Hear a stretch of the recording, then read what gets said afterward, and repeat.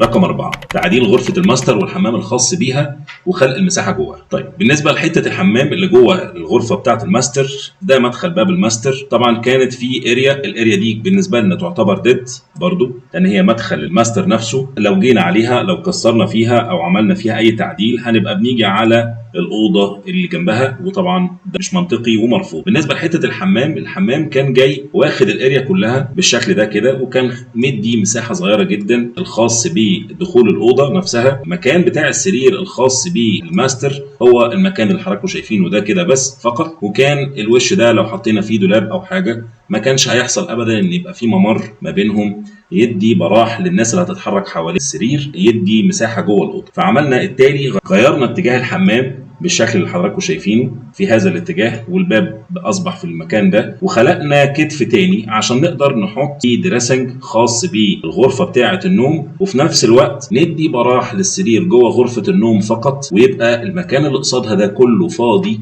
قدام السرير، يقدر يتحط فيه ترابيزه او كرسيين، بحيث ان اهل البيت او اصحاب البيت لو عايزين يقعدوا يتفرجوا، يشوفوا على الشاشة في الحيطة دي كده مواجهة للسرير، أو الحديقة الخلفية أو الجانبية من الشباك ومكان الزرع أو غيره، والمقعد الخارجي كمان للحديقة الخلفية. لو عجبك محتوانا في الفيديو ده اعمل شير وسبسكرايب، فعل الجرس عشان يوصل لك كل جديد في عالم الديكور والتصميم الداخلي وحاجات ما سمعتهاش قبل. السلسله دي هشرح لك ازاي الشقه دي اتحولت بعقل هندسي ديكور عملي، مش بس شكل جمالي، لا احنا بنقدم كمان فيها حلول عمليه، حلول هندسيه حقيقيه بشيء يناسب الميزانيه، في نفس الوقت يستغل كل متر في الشقه بتاعتك. لو شقتك مش حاسس انها مريحه بالنسبه لك، الفيديو ده ليك. لو هتبتدي تشطب شقتك وعايز تعرف ازاي تستغل كل متر وكل سم في الشقه بتاعتك بشكل مظبوط وشكل عملي يوصلك للديكور اللي انت بتحبه، السلسله دي والفيديوهات دي تخليك معانا.